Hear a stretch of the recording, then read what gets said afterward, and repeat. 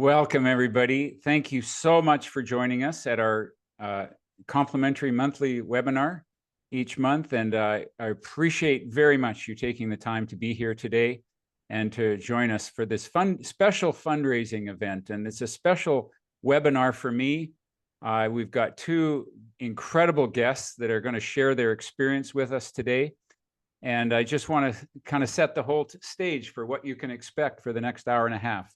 The content will last about an hour, and then if you can stay on the call, we have a half an hour question and answer and dialogue. And people often tell me that the best part of these monthly webinars is the half an hour afterwards, that people can turn on their cameras and we stop the recording and just have a good dialogue with each other. So I hope that you can join us for that, but totally understand if you can only just be here for the hour, that's fine too.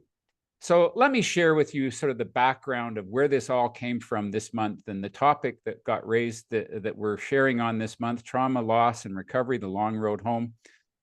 As you know, for those of you who know me and been part of my community, know that I do my best to shine a light on the darkness in the world. I do my part. And after this horrific fire, and let me just share with you that Jasper National Park is one of the most beautiful places on this planet. For those, I know we've got people from around the continent. You may not know where Jasper is. It's one of the most beautiful parts of Canada in my mind. I have a bias. I love the town of Jasper. I love the community of Jasper. I have a bias that I like Jasper better than Banff because it's just less touristy. It's just more down to earth, and I just love the beauty of both communities are beautiful and have their place, and I love Banff too, but I have a special place in my heart for Jasper. And for most of you that may not know this, for anybody that doesn't know this, they went through a horrific tragedy last summer. Of the 1,113 structures in Jasper, 358 of them were burned. The wildfire covered an estimated 33,000 hectares, the largest wildfire recorded in the park in a century, and a mass evacuation, miraculously, of 25,000 residents. Although there was a firefighter who lost his life in the evacuation process. Folks, I wanted to do my part. I have an assumption that not only do I have an affinity toward Jasper and I want to reach out and do my part, I also have an imagination that after the tragedy, and it gets off the radar of the media, then we forget it and we just assume that a community is moving on. And I'm very, very curious how and wanting in any way I can to be supportive of this community. So I reached out. I've done some work with the town of Jasper. And I reached out and I got two volunteers that were willing. One that's willing to, Janice, is going to share her story. She lost her home and she's going to share her story. And we also have the executive director of the Jasper Community Team Society. And Tristan is going to, he and I are going to have a conversation after Janice finishes with her story. And he's going to talk about his perspective, and he'll let you know, for those of you who are on this call, you've made a donation to this community. And I wanted to do my part as well to give some kind of financial contribution. And so you'll understand from Tristan, who's a beautiful leader in their community, from his perspective, where your donations are going to be going to, among other things. I want to share, first of all, too, that some of the images that we're going to share with you, some of the content may be activating. And so take care of yourself. I have no idea where you're at in terms of your own journey, your own recovery, your own trauma in your life from a variety of sources. Just take care of yourself. If you need to get off the phone, get off the call and unplug. Feel free, though, if you need to reach out. Marg will put my contact information, my vice president of client care will put my contact information in the chat room. And any of you are welcome to reach out to me at any time if there's any concern that gets raised from this. Believe me, it is not my intention here to create secondary trauma. I simply want to give a voice and give support. And then I'm going to finish off after Tristan and I are finished, I'm going to give a short 20 to 30 minute presentation on some of the lessons that I've learned about helping people through trauma. I have no prescription for the town of Jasper. I'm not an expert on the trauma in that community, but I'll give some general lessons on getting through our own trauma in life and supporting people who might be going through trauma in your own life. All right. On that note, we're going to hear from Janice. And I just want to be really clear. Janice does not speak for the town of Jasper. She's going to share her own experience. I have come to know Janice on a couple of calls and have just really appreciated your presence, Janice. And I'll just give you a very quick introduction. You're originally from New Brunswick, but have called Jasper home now for 20 years. You work in healthcare and in the service industry, and you love everything outdoors: camping, biking, hiking, cross-country skiing. You're very involved in your community, volunteering at the Seniors Lodge and Jasper Minor Sports. And with your partner, Trevor, you have 2 boys aged 12 and 14. And I love this, a dog named Joey. So you're a woman after my own heart. Janice, I'm going to turn the time over to you to share your experience with us. Thanks, David. And yeah, hello, everyone. And thank you so much for the opportunity to share some details about my own personal story relating to the Jasper wildfires. So July 22nd started off like any other day in our beautiful little mountain town of Jasper. We're a close-knit community of around 5,000 residents. So I had just picked up my youngest son from theater camp, around 4:30, usual goodbyes, see you tomorrow. Then we drove home. It was a very warm day, so we decided to go to the lake to cool off before dinner.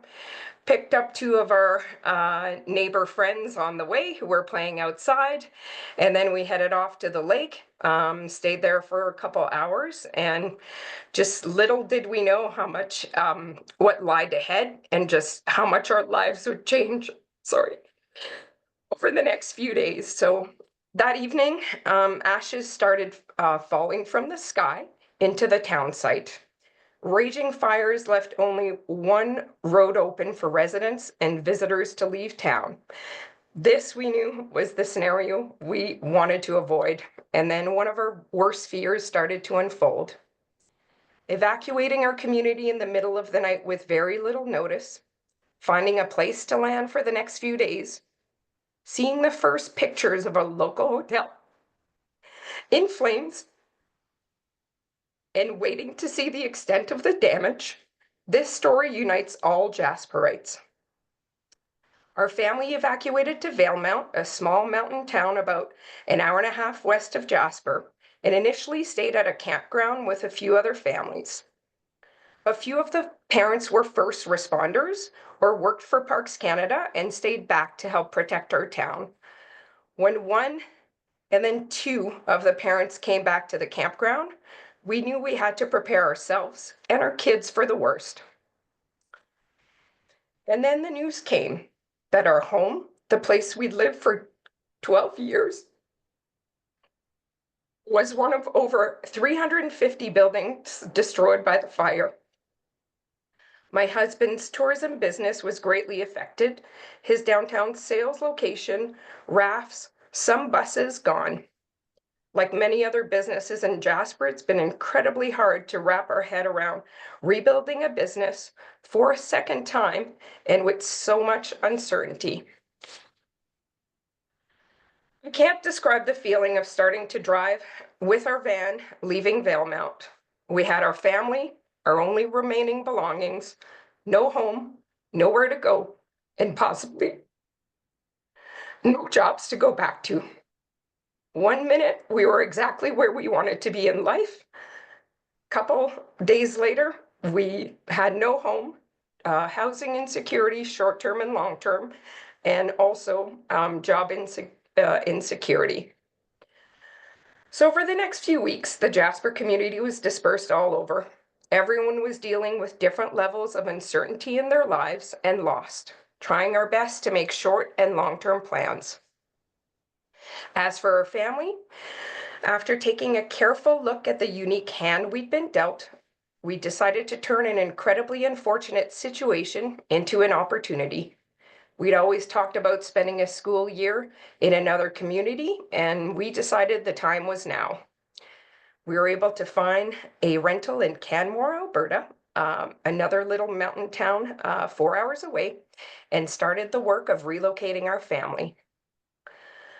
Months after this disaster, I'm still adjusting to losing complete control of my life. Gone is all my free time for the next few years, hours spent replacing things we already had, listing every single item we ever owned for insurance purposes, and then rising to the occasion and being there for our kids and their increased emotional needs, debris removal, building plans, the list just goes on. Some days I'm my usual positive self, and then other days I feel lost and angry. But in the face of all this loss, there's one thing that really stands out, and it's our community. The Jasper community is strong, resilient, and united, and the road to recovery, it will be a long one. We all know this, but we will get there. The strength that comes from knowing we're not alone and witnessing so many acts of kindness really greatly helps. And then I think to complete the picture of our family story, we're just going to look at a few pictures on the slideshow here. Before I do that, Janice, just thank Yeah, you.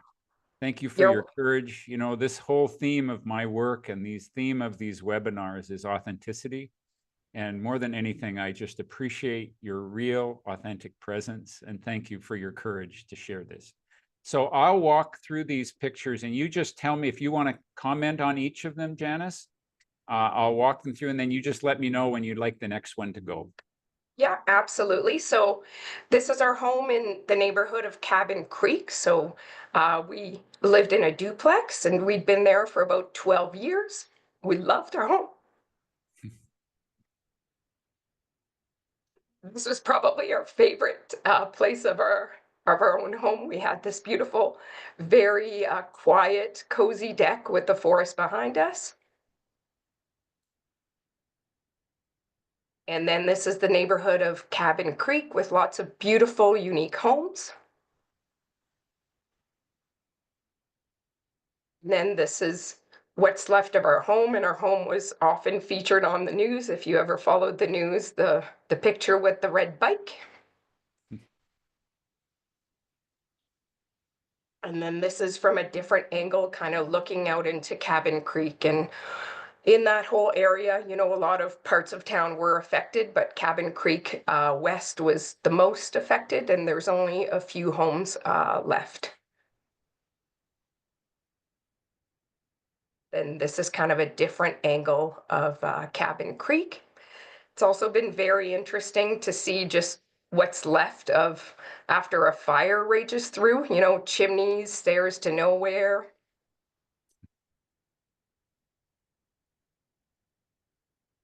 Stairs to nowhere in point. And yeah, just gives a different perspective on things. What you can see in the back in that picture was the elevator in the Pine Grove, I believe, Seniors Lodge that did not survive for independent seniors. And this is another picture of our home. You can see where the deck was at the back, not much left. And this was the first time that we went and were able to experience Jasper post-fire with my parents were visiting from New Brunswick. And there's our dog, Joey David.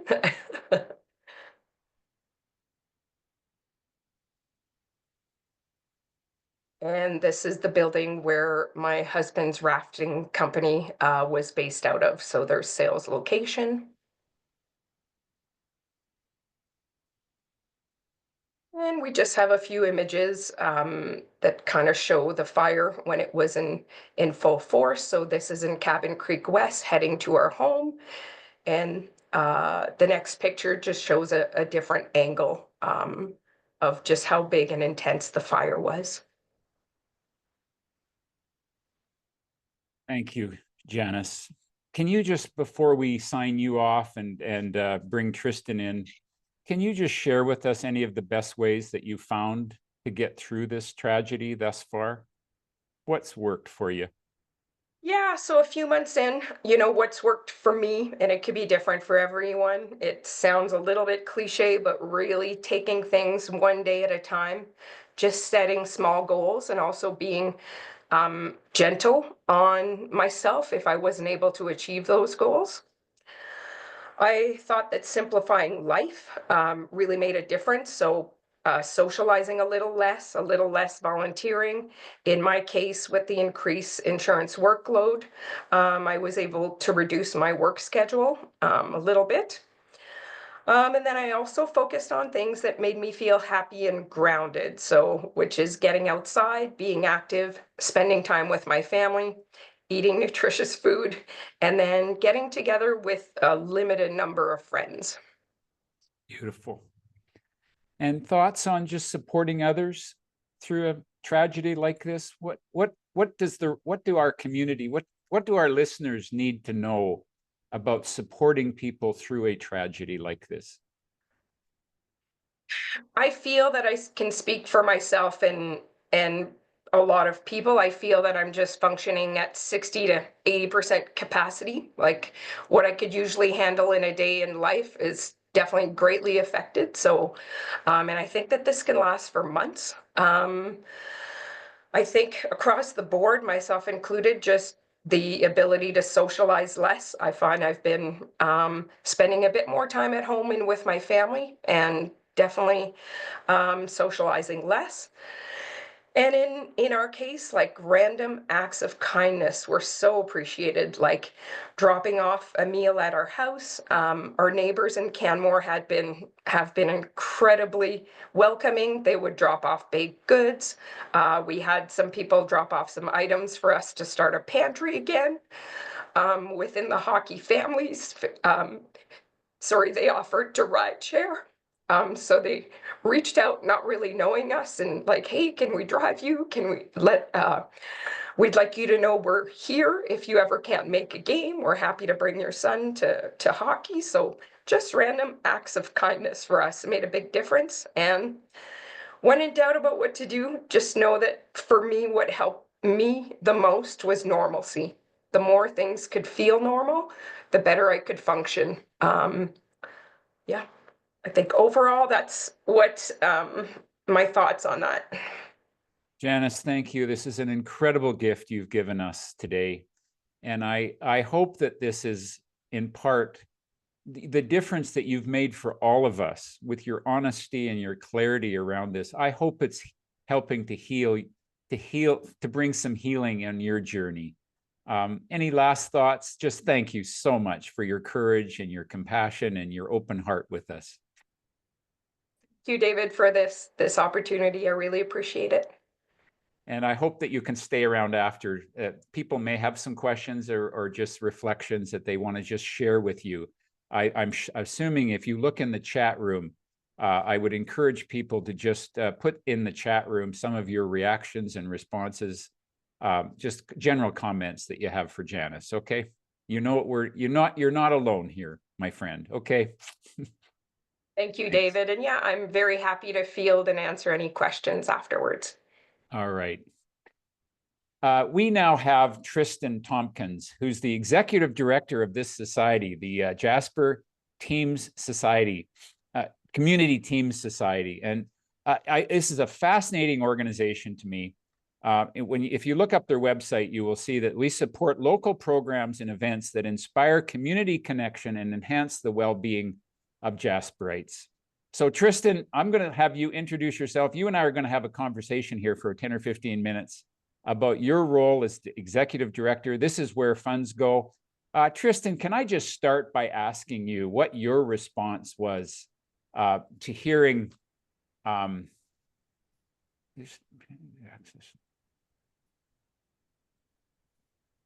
sorry, I had a little sign come across my my screen.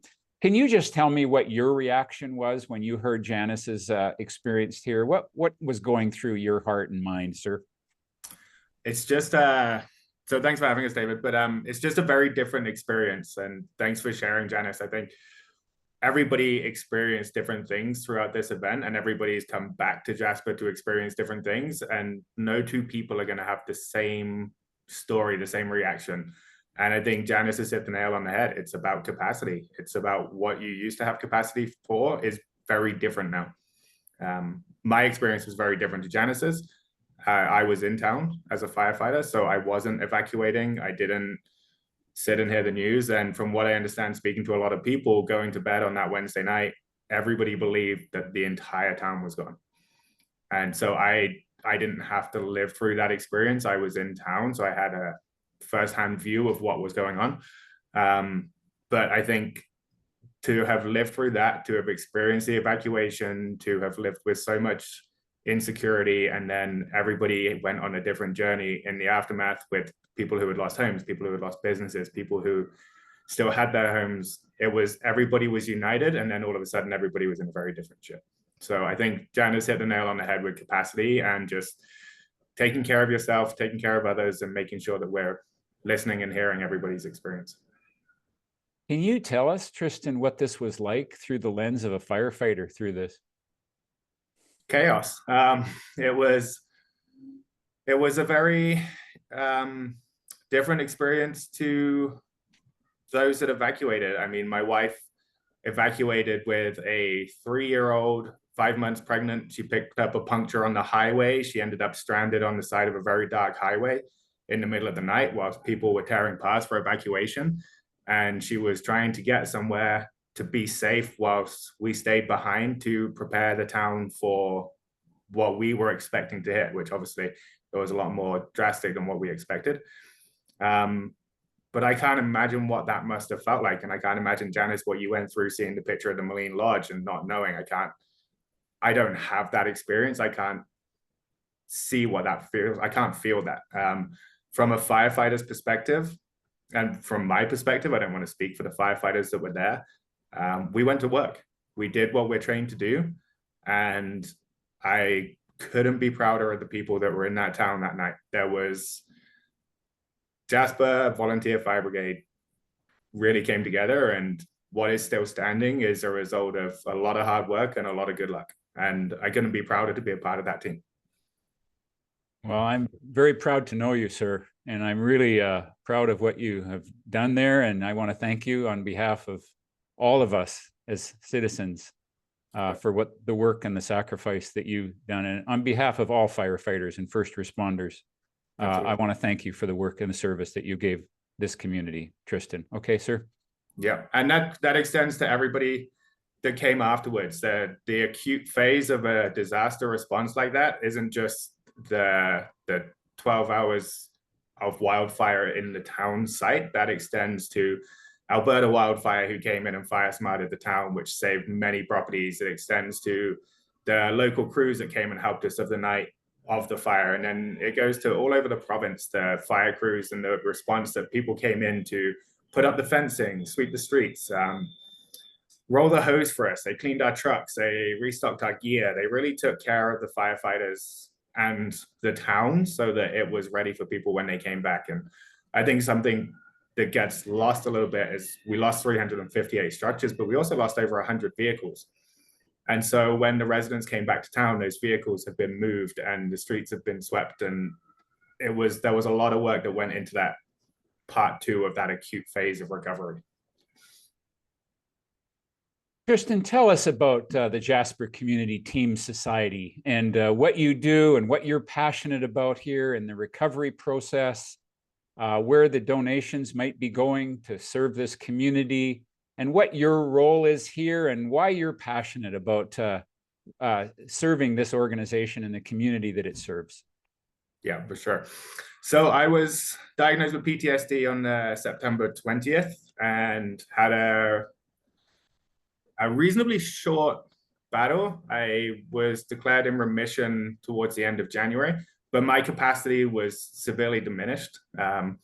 And I wasn't successful in returning to my previous role. So I went on to parental leave as our second daughter was born on the 5th of January. So I took a parental leave. I was ready to spend time with my family and just be a dad. And my wife and I are going to take some trips this year. And then this opportunity came up to help the Community Team Society shape the donation, where the donations were going to go, and kind of help with the organizational structure a little bit for long-term recovery. And I dwelled on it for a little while, definitely with having a 1 month, 2 month old baby, my wife wasn't over the moon that I was looking at jumping back into full-time work, having just gone on parental leave.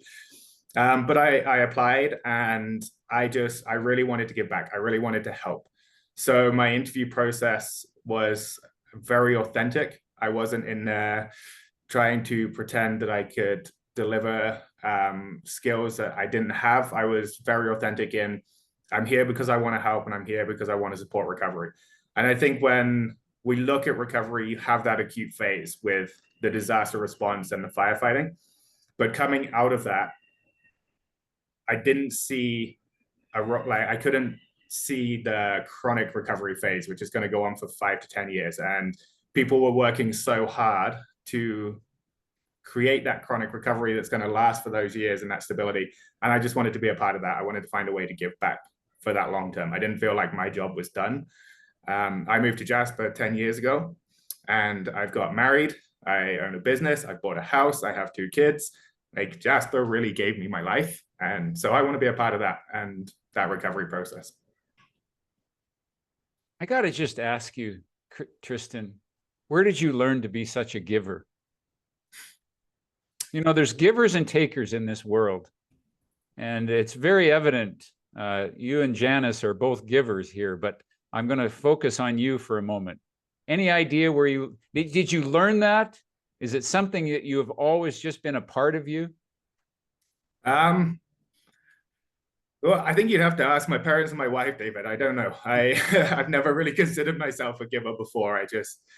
I have the time and the capacity to be a firefighter, and so that's what I did. I don't see myself as a firefighter. I see myself as somebody that can be a firefighter, so I should be. Somebody has to get out of bed in the middle of the night and help people, and I have capacity for that, so I should be doing that. And that doesn't go for everybody, but that's how I feel about it for myself. So I think a part of that as well, like this giving back is like, that's family as well, right? So my wife picks up a lot of the heavy lifting so that I can do this. And I say, to evacuate on your own with a small child whilst you're pregnant and you're going somewhere on your own and no idea when I'm going to be there to catch her up, that's a heavy lift for my family. But because of that, it gives me the opportunity to give back. So I think the families of first responders, we need to recognize how much they give as well when their partners go off and do what we're trained to do. 100%. And, you know, you've just illustrated what we talk often about in our community, that our gifts are so close to us. They're like our eyes. They're so close to us, we can't see them. And so it's very evident from what you've shared in the last 5 minutes, what a giver you are. And everybody on this call would look at you and say, there's a giver. But because it's such part of you, you don't see it because it's so close. And it's true for all of our gifts. So I just want to reflect that back to you, Tristan. My respect that you have really earned very quickly, that it's your giving nature and your commitment to community and your commitment to service is just very, very evident. So thank you, sir. Well, thanks for saying. I would, yeah, I don't see that, but I'm not sure everybody in my life would have described me about like that the whole way through. But yeah, what I found in Jasper is my home and my life and my family. So yeah, I can tell it's really this is. And the same for Janice, right? Like 12 years ago, you arrived, Janice, and when you come, it changes you. And those people that stay are really impacted and changed by the community. And those people that visit, it changes. People remember it for their lives. Like you said, it's a little bit different to back. So. You want to help us understand what do we need to know as outsiders, as potential tourists in your community? What do you need to tell? What would you like to tell us about your community and about the current state of your community now? What do we need to know, Tristan, if that's the right question? I think coming into the community and being supportive and visiting and seeing and understanding and learning and asking questions is going to be the right thing to do. We need that support. We're a tourism heavy industry, a town. We need the tourism to come. We need people to visit. We need people that are a part of it. But also to be just cautious that capacity for the people there is very different. And you might speak to somebody who still has a home and their experience might be one thing. and it might be a different experience for somebody else. And I think asking questions is fine, but don't probe into, like, the thing we heard a lot was, did you lose your home? And that was a question that I got kind of frustrated with, because I still lost. I didn't lose my home, but there was still a huge amount of loss.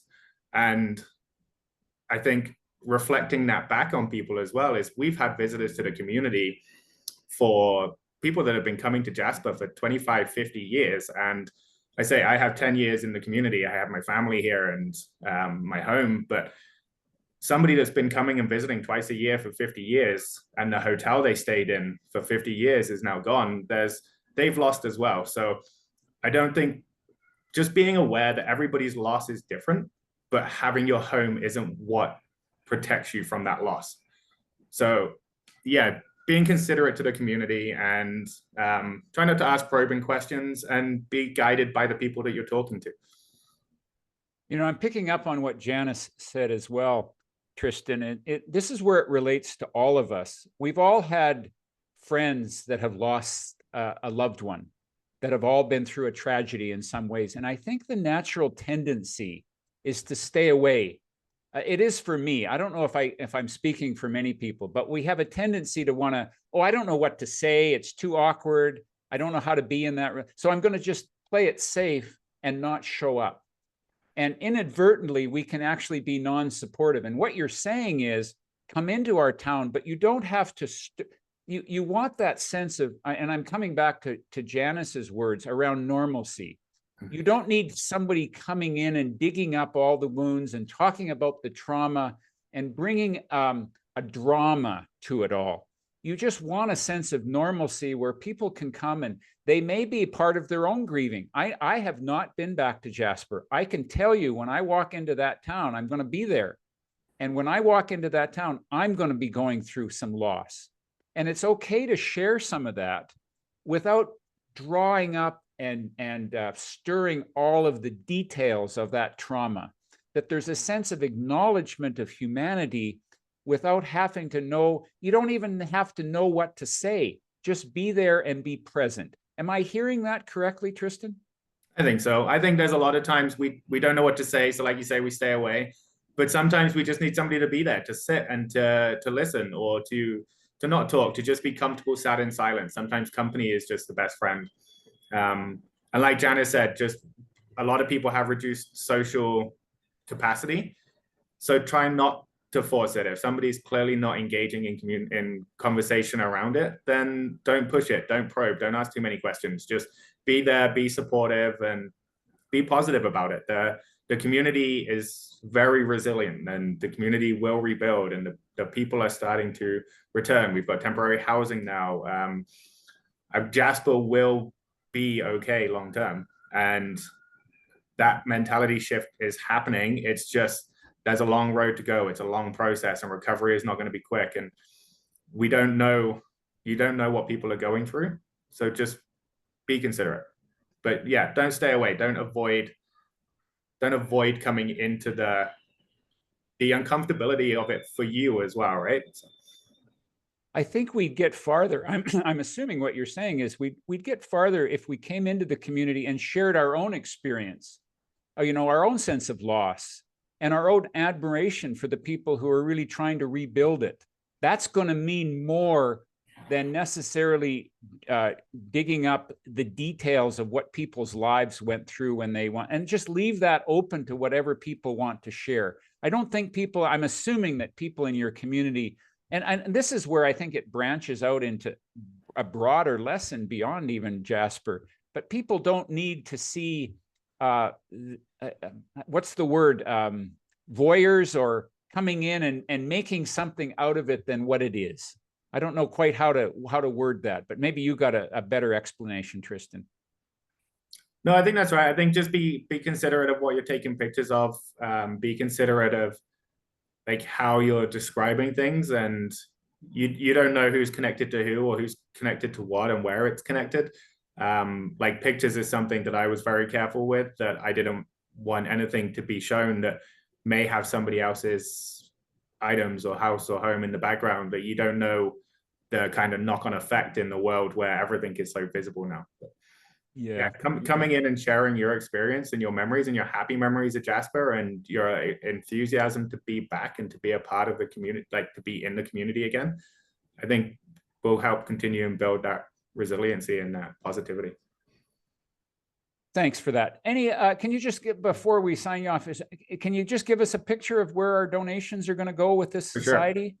Yeah, so the Jasper Community Team Society is a local registered charity. It supports small but significant barriers to people's well-being.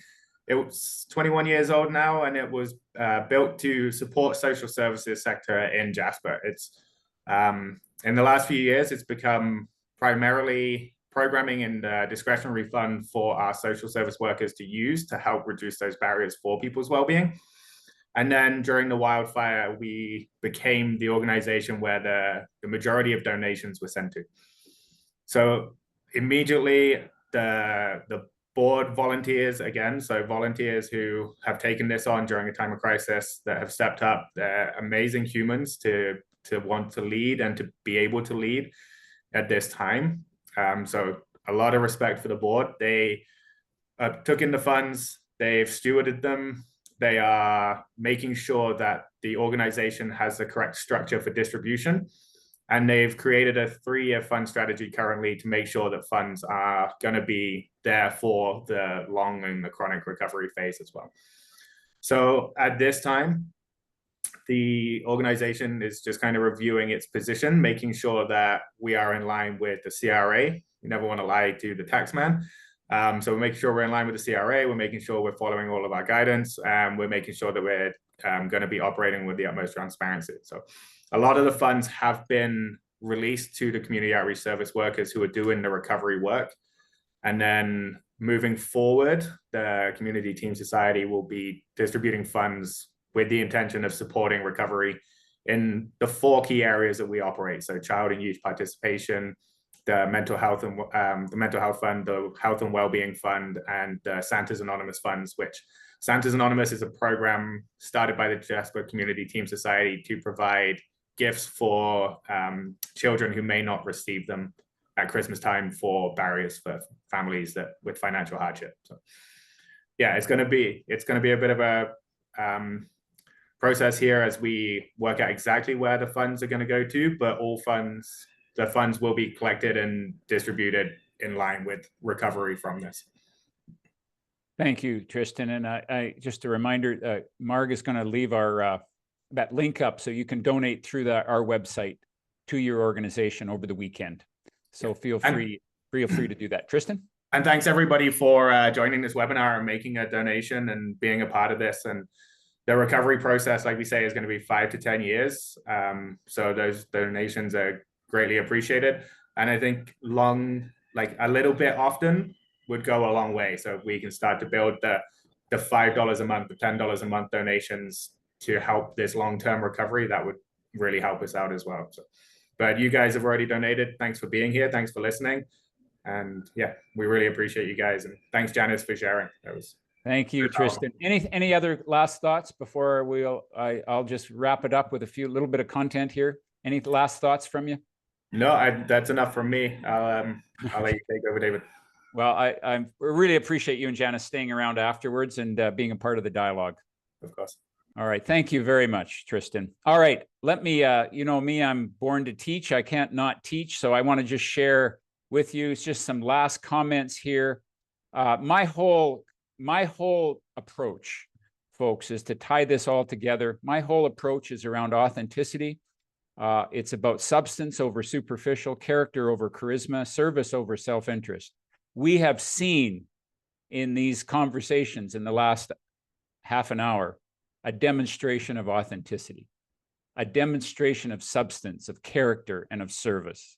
And we can see the inspiration, and feel free, by the way, to put in the chat room your response to Tristan and to Tristan's work, and to anybody that wants to send a message to any of the community in Jasper, because I do know that we have a number of people from your community here, Tristan.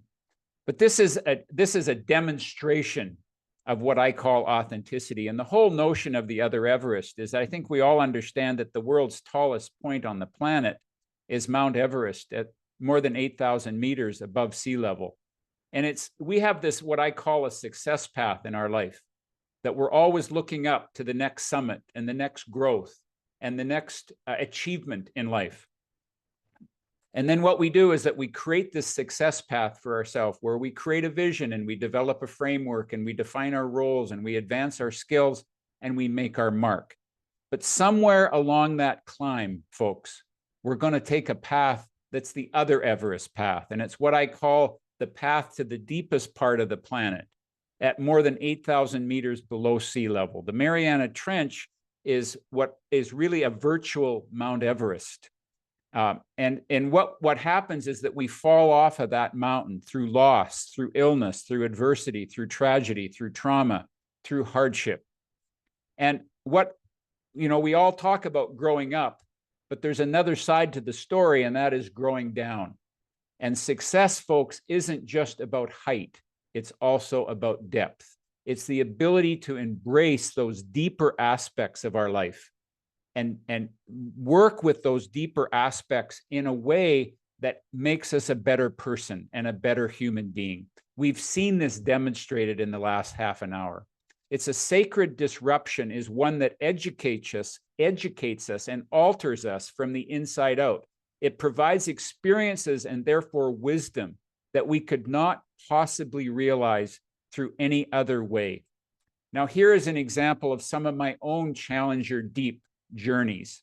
I had polio at the age of 4. I was raised by a mother who struggled with rage, faced the snake pit of depression and addiction in my life, caring for my brother Hal in his dying, and redesigning my business in the pandemic. These are just some of my deep journeys that I've had to take in my life that have helped shape me and actually make me who I am today. I wouldn't be who I was today had I not faced these. At the time, it's hell. But we begin to see in the light of time's perspective that as we work through the journey that has been shared today as an example, one example of many, it helps us become a better person. But there are some lessons to be learned. And what I want to just pass on to you in the next 15 minutes is 7 lessons that I have learned in coming to grips with tragedy. It is not meant to be prescriptive for anybody, much less the people of Jasper. This is my own experience. Now, I'm a trained therapist, but I'm not really here as an academic giving you theory. This is predominantly from my own experience of coming to grips with trauma in my life. And I hope that you can take these. And by the way, if somebody else that's been through this, I'd love to ask Tristan or Janice, what would be your lessons that you've learned at this stage in your recovery? They may be completely different lessons. So these they're not the lessons. They're 7 lessons that I have gained that I hope that would be useful in supporting people through a trauma and supporting yourself through the journey. Number 1, there's no formula. There's no normal to get through this. If you call somebody normal, it's just somebody that you don't know well enough yet. There is no normal. There's no formula. There's some guideposts and there's some indicators of getting through it, but there's no correct way to get through this. What we know about trauma comes from my work with the Gabor Mate. Trauma is not what happens to you. It's what happens inside of you as a result of what happens to you. You can't describe for somebody else a traumatic. It may be traumatic for you. It may not be traumatic for somebody else, or somebody that you think it wouldn't be traumatic had their own experience that got activated. So this is something that's very personal. It's not prescriptive. Trauma is a wound that leaves a scar, an imprint in our nervous system, our body, and our soul. And we have to learn to work with it probably the rest of our life. Trauma can result from both what happened to us, but also what didn't happen to us. And there's no right or wrong way to get through this. My next point is honor whatever you are experiencing. There is no wrong or right experience in getting through trauma. Now, I'm going to list very quickly here some of the typical responses when people go through trauma: shock, sadness, intense fear, inadequacy because you're out of control, anger, depression, which is where you internalize that anger, shame, guilt, self-blame, numbness, overwhelm, intrusive thoughts, difficulty concentrating, confusion, fatigue and exhaustion, persistent worry, sleep disturbance, headaches, muscle aches, unexplained pain, sweating, shaking, rapid heartbeat, nausea. These are to name a few.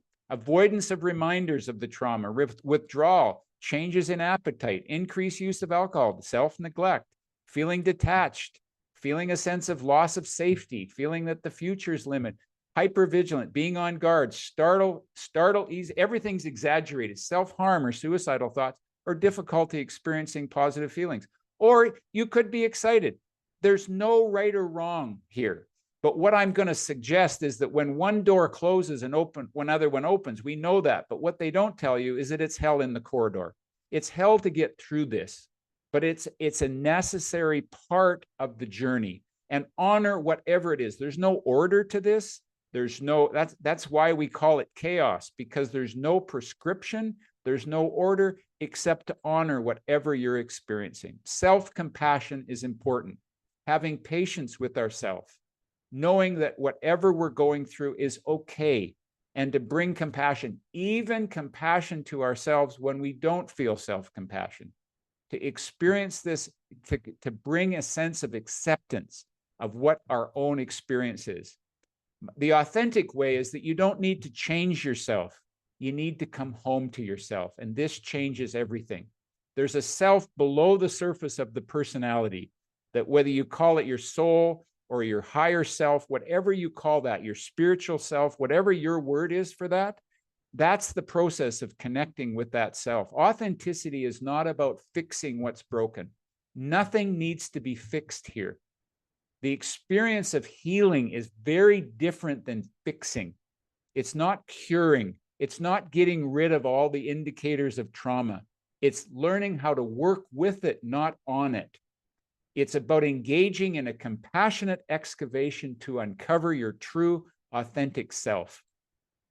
All tragedies present an opportunity to connect more deeply with your authenticity. That has been demonstrated today in these two beautiful conversations, these two beautiful people that have brought their experience, that it's an opportunity to connect more deeply with your authenticity, and authenticity will in turn be one of your most important resources. So it feeds on each other. Authenticity is not really a destination that you get to as much as a method of travel, that you get through it authentically and embrace that wholeheartedly. Community is paramount. As I say, sunlight is the best disinfectant.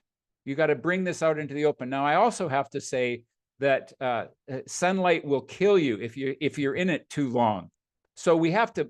So it's not important to bring. And I really respect Tristan's thoughts around saying he's made a decision not to put this stuff on social media. You do not necessarily build a community by foisting it indiscriminately out into the world.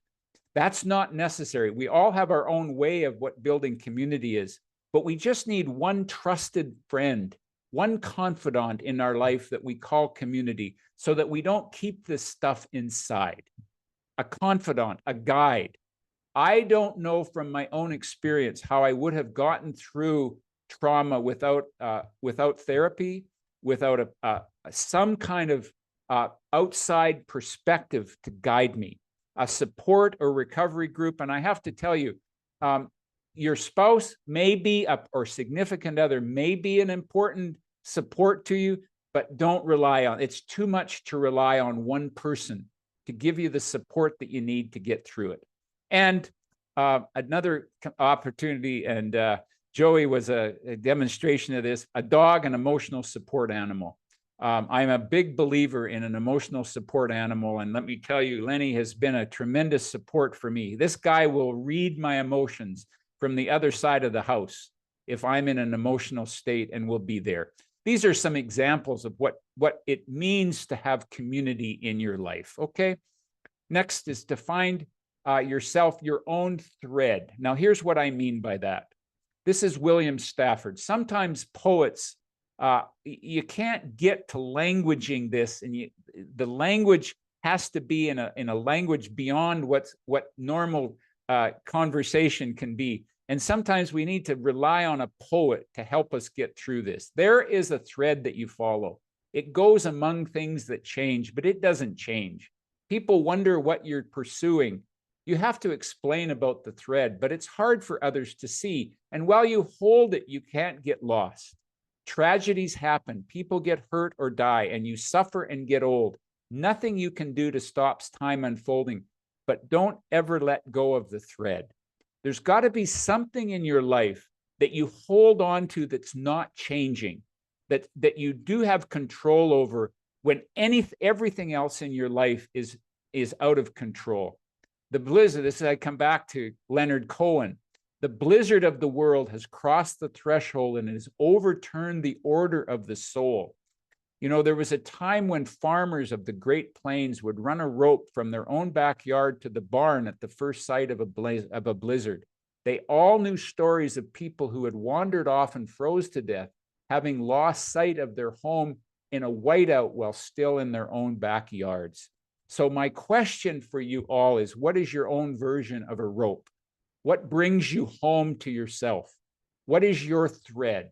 So here's some examples. Again, I would love to hear in the conversations after I'm done my talk here, in the last half an hour, I'd love to hear other people's experience of what their rope is. It could be your faith. It could be a daily practice, a discipline where you meditate or pray each day, or you do yoga, where you do something consistently every day, imperfectly, but consistently. A community, as we've talked about, a dog, an emotional support animal. These are all examples of things you can hang on to. Self-compassion.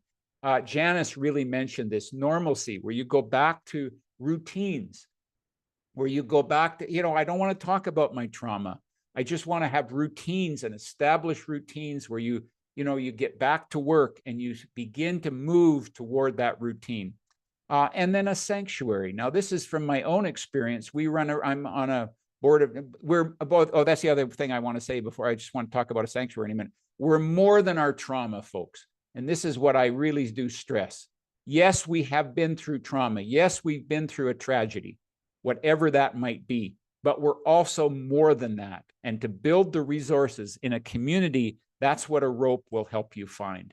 So I'm a board of directors of Wayfinders Wellness Society, and we run an active ranch with first responders. This is why I'm very intrigued, Tristan, by your story. We're in a ranch where first responders and veterans can come out who have been through PTSD and their family and just be a part of our community in this ranch. And one of the things that we don't talk about the trauma. This is a sanctuary. We don't deal with people who are in an acute phase of trauma. This is not a therapy program, but it's a community-led peer support program where we can come out and be a part of, whether you want to work with the horses or the bees. We have some indigenous programs. For anybody who, I just feel very strongly what's very healing for our population are people who can come out and just have a sanctuary where they know there's no pressure other than to be who they are. Number 6, there's no such thing as closure. I think it's a fabricated idea that we want to close everything off and have everything fixed up. Folks, I find for myself, I'm going to live with the trauma that I've lived with my life. I'm going to be working with it the rest of my life. And it's what makes me who I am. And I hold grief and gratitude in the same hand, in 2 hands, but I can integrate them together. And that's the work of healing, is not to have everything in a box and fixed. But my experience is we hold all the complexity and the paradoxes completely. And then number 7, no matter how drastic the trauma, we can use it to become a better person.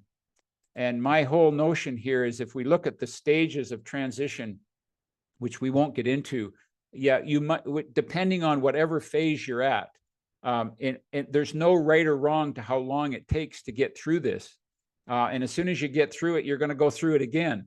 But whether it's months or years or a lifetime, but there is a perspective that when it's the worst, and very few of us have the courage to get through the chaos, but when we really embrace it and allow it to deepen us rather than distract, and there's all kinds of ways called complaining or dramatizing. There's all kinds of ways of avoiding the grief, of getting through the chaos. When we lean into it, we will move into some of these other phases and come out of it eventually as a better person. Now, it doesn't help to stand up in a funeral and say, this is a great opportunity for us. No, we have to grieve before we rebuild. But when we honor the grief, the rebuilding will come in its time when we embrace the chaos fully. The other Everest journey is defined as embracing a time of great difficulty, allowing the pain to break us open so that a stronger, wiser, and kinder self can emerge. Life is a novel. It's not a chapter. It's a novel. We have to step back in our life and look at our whole life. If your life was a novel, what would be its title right now? And what is the name of the chapter that you're currently in? Don't judge your life by the chapter that you're in.